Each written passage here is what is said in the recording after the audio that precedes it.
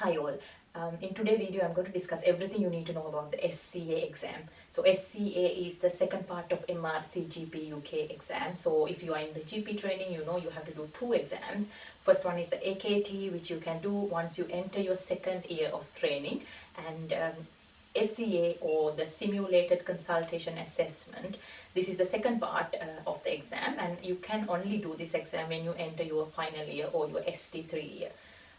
So because of the COVID pandemic and everything, RCGP had changed the exam format a couple of times. So initially it was CSA, and that was consultation skills assessment, I think, and it was a face-to-face exam. Everyone had to travel to the RCGP headquarters, which was in London, and do the exam. So people from all over the UK had to come to London to do this exam. And then COVID pandemic happened, and they couldn't do the face-to-face exams anymore. So they, as an emergency solution, they introduced the RCA, or recorded consultation assessment. So trainees had to record their actual consultations with actual patients, according to a set criteria given by the RCGP. And they sent these recordings, and it was assessed, and they've given the results of the exam. But now, from this month onwards, RCGP had introduced this new exam format, which is SCA, or simulated consultation assessment. They are kind of expecting this is the way forward. It's like a hybrid of both the CSA and RCA. So this is an online exam, a virtual exam. That is why I thought to do this video, because many people don't know about this exam, and trainees have like loads and loads of questions about how this is conducted, and how feasible is it, how are you going to do the exam sitting in your own consultation room, and what are the actors are like. So I thought to do a general introduction to the exam. I have done the very first diet in November, so I am one of the few people who could do the exam early on, and I have done the piloting, which was few months before the exam. RCGP launched a pilot exam, essentially a mock exam, so I was able to do the mock exam as well. So I've done it twice. So that's why I thought, okay, I might be able to answer many of your questions. I'm not going to discuss how to prepare for the exam in this video, because it's going to be very lengthy if I do so. So I have another video waiting where I discuss in detail how to prepare, what are the materials you can use, and having done the exam and also the mock exam, so what are the top tips I can give for you to prepare for the exam early on. So don't forget to watch that video also. And here I'm discussing general facts about the SCA exam. First of all, when can you do the SCA exam? This is the part 2 of the MRCGP UK exam. So current criteria says only in your third year or your final year you can do this exam. So it's a good idea to get your AKT done when you enter your second year, and then your SCA when you enter your third year. So anywhere in your third year you can actually do this exam. And I did my SCA 5 months into my ST3 year. So usual recommendation is, if you are 6 months into the training, 6 months into your last year of training, then you are actually ready for your exam. But you might feel so ready for the exam 3 months into training, and you might not feel ready 6 months into training, and you might want to do it 8 or 9 months into training. So it's actually up to you, but earlier you do the exam is better, because your final year is going to be a very busy year. Apart from this exam, you have a lot of things to do in your portfolio as well. And also your clinics are going to be busy, your clinics are going to be, compact, and you have teaching sessions you have to attend. So you have to, allocate time for all those things. So if you get your exam done early on, that will be the best thing from my opinion. So how expensive is this exam? Unfortunately, this is an expensive exam. Current cost for the exam is £1,180. So this is a big amount, and if you have to pay it at once, you will feel it out of your budget. So my best advice, I always say to trainees that when you are in training, when you get your salary, allocate £50 to £100 separately for your costs for the training, for your AKT, and for your RCGP membership, and all your subscriptions, GMC membership, and also for the exam. So if you allocate 50 or 100 pounds every month from your salary, you will not feel this as a big burden. How can you book the exam? The booking process is extremely easy. It is via your own portfolio. When you open your 14 Fish portfolio, you will see the exam. In your right hand side, you will see the link to book the exam.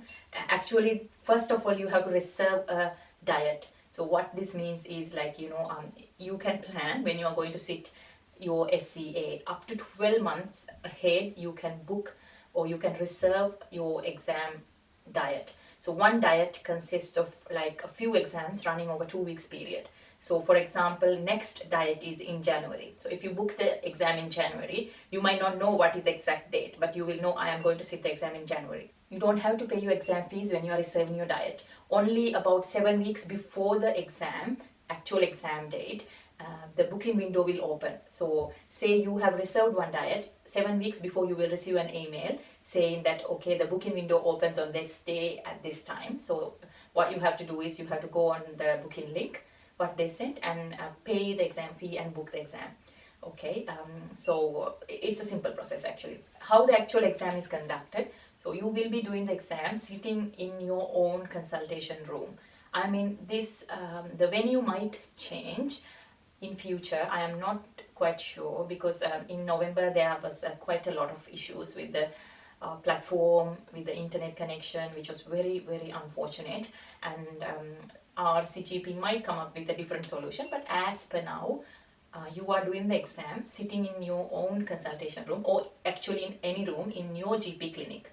Say you don't have a room or place in your GP clinic, say your clinic is a very busy clinic or very small clinic with no places, then you can request a different clinic in your different clinic close by, and you can go and do the exam there.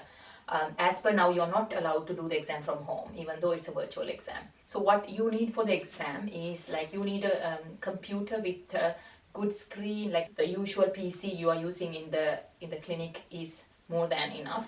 Alternatively, you can use a laptop or even your personal laptop. Okay, and only requirements are there should be a good webcam, and the webcam has to be able to remove from the PC, and you have to when you are doing the 360 check before the exam, you should be able to show around your room 360 view. So you can turn your laptop and show this if it is a laptop. If it is a webcam, it's always better if you can remove the webcam and take it to your hand and show it, because there are some webcams which are not removable, so you might find it hard to do the 360 check. But if you have no other option, you can always contact the exam team, and there are ways around it. So you need a webcam, you need a good sound system, like you should be able to hear the actor talking, and they should be able to hear you are talking. You can, if you need, you can use headphones as well, and also you should have good internet connection. If you are using your personal laptop or a laptop, if you can connect it to a good internet connection via Wi-Fi or hotspot, that is also enough. So once you book the exam, like 7 weeks before the exam date, you will still not know what is the exact date you are sitting the exam, because the exam runs over 2 weeks, as I said before. 4 weeks before, you will be told your exam date and time. There is one set of exams runs in the morning and one set runs in the afternoon. So then you will know when you are actually doing the exam. About a month before the exam date, you will also receive an email for onboarding. So this means you have to go and log into the actual online platform where you are doing the exam. Currently, RCGP is using Osler examination platform. So you will receive an email. What you have to do is, like, 1 month before, you have to actually kind of have an idea which room or which computer you are going to use for the exam. So you have to go and do the onboarding in the same computer a month before. So this is essentially like an online check. They will check your internet connection, your camera quality, your sound quality, all those things. It's like few minutes session. So you have to do the onboarding 4 weeks before. When you do the onboarding, you will not get a lot of time to go through the actual platform and see how it is. So this will be done about 2 weeks before the exam. So you will again receive your login details for the platform, and also you will be asked to book a walk-through session. So this again has to be in the same computer you are doing the exam. Once you book the walkthrough session, so what this essentially involves is like you will go log in with using the username and the password you are given, and you can save the password and keep it in the system as well when you actually log in for your real exam. And then they will actually go through the system. It's like a walkthrough. They will show you, okay, which button to click and where you can see the patient, where you can see the notes and how to minimize the notes, how to maximize the notes, and how to use the chat section, how to type your notes, all those things. So this is, again, it won't take a lot of time, but it is essentially an introduction for the online platform if you are feeling anxious about using it for the first time for the real exam. The system is a very easy system. You don't need to panic at all. Even if you go on the exam day, everything is very straightforward, very self-explanatory. So it's a very simple system. A few other housekeeping things you have to do, and you have to like prepare your room. So it has to be like, it has to be a tidy room. What essentially you have to do is you have to remove all those, notices, all those flyers and notes on the wall, or if you have a notice board that has to be empty. They check your wall in front of you. They check the tabletop as well. So you can only keep a bottle of water and also a paper copy of BNF. Very rarely you get to use the BNF, but I used BNF once during my exam. So you can keep a paper copy of BNF, and they check under your, under the table. They check behind you in the size and everything. So we have the landline, landline in our room. So you have to disconnect your landline. You can keep your mobile phone switched on, but in silent mode in your room. This is for an emergency purposes. Something happened, the RCGP says like they will contact us using our mobile phone number. Just to make sure that you have enough signal inside the examination room, because for my mobile I didn't have any signal inside my room. That was an issue. Usually our clinic rooms have two screens in front of us, so you have to switch off one screen. You are allowed to use only one screen. Other thing to consider is like when you're choosing the room, make sure it's a quiet room, like not a room in the middle of a very busy corridor, so because the noise from outside can be disturbing. And also print out few signs do not disturb, be silent, that sort of thing, and you can put it in outside your door, and you can put it in the walls in the corridor, and you can let the receptionist know, and your supervisor obviously will know that you are sitting the exam, and let other people know, so they will not knock on your door, they will not open your door, because this happens quite frequently when we are in the clinic. So if people don't know, people might come into the room. So this is not allowed. So what I did was I locked the room from inside. Not every clinic room you can lock from inside. So yeah, just keep everyone aware that you're doing an exam on the day. If you're doing the exam in the morning, it runs from 8:30 to until about 1:30 p.m. And the afternoon exam starts at 1:30 and runs till around 6:30 p.m. This involves the invigilation process, security check, all those things. And after the exam also, it takes a while for you to log out of the system. You are not allowed to log out straight after finishing your exam. You will be doing 12 different cases, and you will get 3 minutes reading time for each case. So what are these 12 cases? If you go to the RCGP website, they have published the blueprint for the exam. In that they say they assess us for 12 different clinical experience groups and capabilities. I mean, not essentially you will be covered like all 12. Like for example, in my exam, I cannot remember a professional dilemma case, and also there were like few results cases. Ethnicity, culture, diversity, I can't remember a case. There were a couple of pediatric cases for me, and there was sexual health, one case, and also I had long-term condition, I think a couple of cases with long-term condition, and also older adults, frailty, I had one case, mental health I had one, and urgent unscheduled care, yes, one, and also safeguarding case one, and new presentation, I had one new presentation case also, and also I had a prescribing case, and few like couple or more investigation and results case. So not necessarily all 12, but it is like a well distributed exam. Like you will get a good range of cases. What is the complexity of the exam? And from my opinion, having looked at the CSA materials and having heard about the RCA exam and also having done this exam, I don't think the complexity differs a lot between all three exams. I mean, RCA is quite different, but the complexity, I think it's almost the same. Um, so from my honest experience, to be honest, I think this is a very doable exam. When you enter your ST3 and if you are confident in your clinic, looking at patients with like multiple comorbidities, and looking, dealing with patients with different personalities and different types of mental illnesses and all those things, and if you're comfortable with pediatrics, especially comfortable talking to parents of pediatric patients, so this is a very doable exam. I mean, no one need to panic about this exam. The good thing about the exam is like you are not seeing actual patients, so these simulators have been told like what to talk, so you will get a very focused answers, and the conversation will be a very focused back and forth conversation. Like I didn't feel like, okay, I'm not getting anywhere with this patient. I never felt that. So it was always like, when I asked a focused question in the history, I always got the answer. So unless it is the num of the case that you have to, you have to build that rapport, you have to get it out of the patient, otherwise they won't make data gathering difficult for you, right? So it's a very doable exam, but there were actually extremely simple cases, very straightforward. You will be given the blood test results or a test result, and you know what is the diagnosis, so you have to just explain it to the patient, explain the management of the patient, and explore their ideas, concerns and expectation, and manage that in your management section. So it's those cases were very straightforward.